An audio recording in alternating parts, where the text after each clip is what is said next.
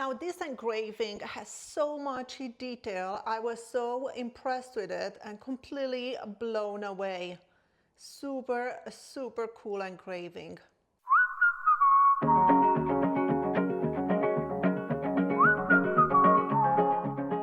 Hey you guys, I'm so excited. Today we'll be reviewing the WeCreat 2 watts infrared laser. Now this unit was sent to me to test together with the WeCreat Vision Pro 45 watt diode laser, and I already reviewed that unit, so now we'll talk about the infrared module. For those of you that have now watched that video, I did recently sold my X-Tool S1 40 watt laser to replace it with the WeCreat Vision Pro 45 watt laser because I truly believe this is a better laser.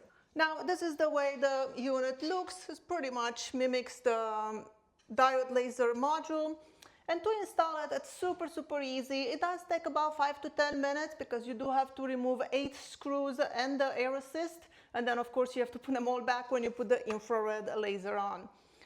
There are 4 screws that holds the laser module on, and then they have 3 screws for the bar that holds the cable, and then you have 1 screw for the clamp that holds the cable down, and then like I said, the air assist hose. So even though it's super easy, it's not something you want to keep doing 100 times a day because it gets old really quickly. Now, why an infrared laser? Well, if you are new to lasers, then you might not know that a diode laser is great for engraving on wood, leather, and other materials, but it's not so great on engraving metal, and also not great for engraving plastic. And that's where an infrared laser shines. The benefits of an infrared laser, especially one that is 2 watts, is that has a very small focus beam. So that means it will get a lot more detail than a diode laser. So I'm gonna give you an example here. I engraved on here just a picture of myself. As you can see, the picture is tiny, but look at all the details you get in such a small picture. You can see every strand of hair. And that is fantastic, and you could never achieve this kind of detail with the diode 45 laser, because even though that one has a smaller spot than the average diode laser 45 watts that is on the market, it's still never going to achieve this kind of detail. So infrared laser, a lot more details because it has a lot smaller spot. So after I engraved that photo of myself, I decided to do another photo, and here I went a little bit too bright. I should have dialed down the settings, but here is a rose, really cool image. And this is I think it's aluminum or some sort of coated metal. You can see it on the side, and still a super cool engraving. This is how much detail you can get. After I engraved that, I decided to try it on some black acrylic. And you can engrave black acrylic with a diode laser as well, but I just want you to see really the detail you can get. And I engraved this image of the Nightmare Before Christmas. It is underexposed, and there's a lot of reflection. It's very hard to show. Let me see if I can maybe turn the camera a little bit. How can I do this? It is so reflective. It's very hard to show because of the reflection, but there's so much detail on that image. But like I said, it was super underexposed. So then I engraved it again on the other side, and this time, this is what we got. So much detail, such a cool engraving. So that is the power of working with a small laser beam infrared laser.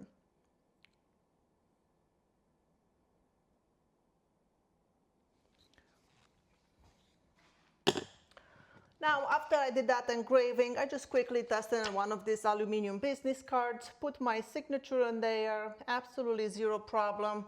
Very small. You can see the writing, it's tiny, but it gets so much detail. Very clean, nice engraving. From there, I decided to try it on plastic, so I tried on this charger. And again, I put my signature in there. It is tiny. Look how small the writing is. yet it has so much detail. Let's see if I can get the camera to focus. Maybe I can get that macro camera. I think it's focused now. But really a lot of detail, very, very good at engraving plastic.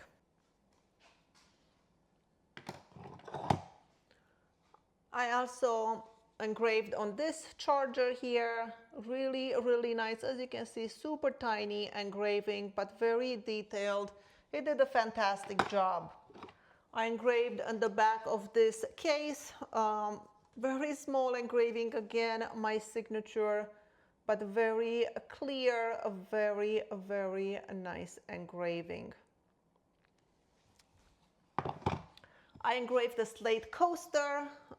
It did a beautiful job, although you can engrave slate with a diode laser as well. One of the materials a diode laser cannot engrave, even a 45-watt diode laser, is brass. So I have a brass coin here, and I engraved on it, and it did a beautiful job, a very nice, a very dark engraving. He had zero problems with it.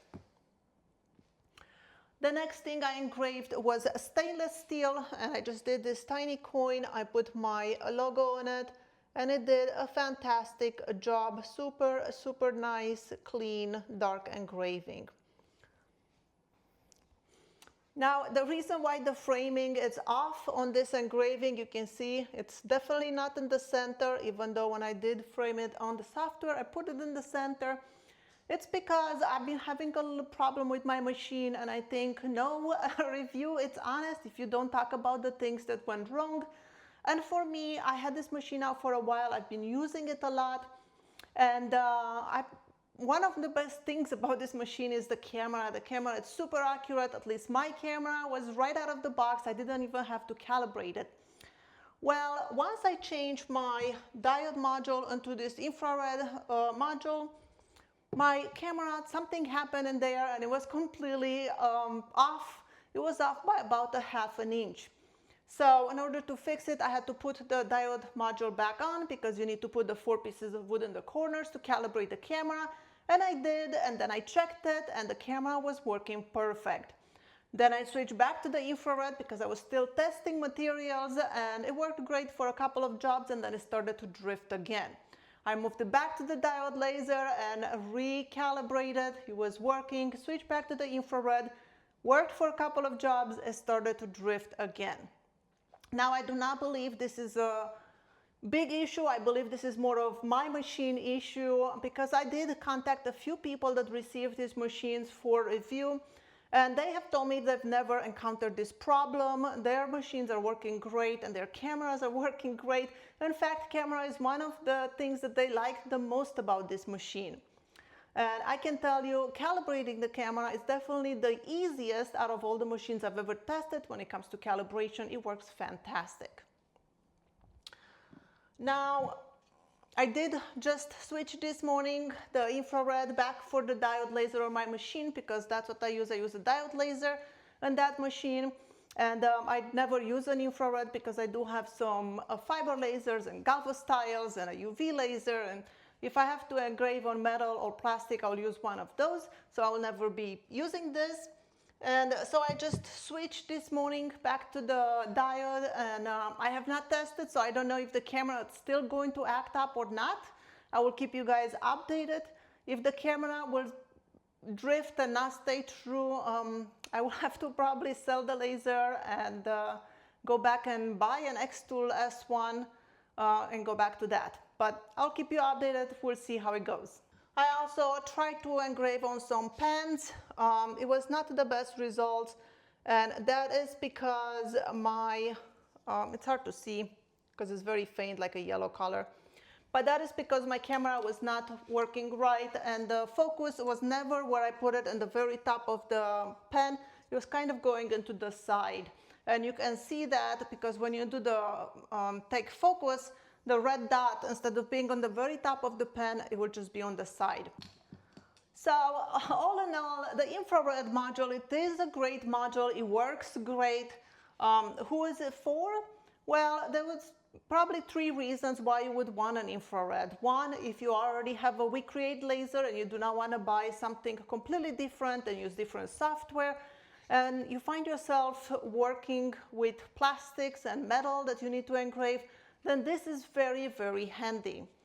Also, if you are doing jobs that requires a lot of precision and fine details like photos and so on, then this one will give you that really fine detail on metal and plastics and on black acrylic like you saw.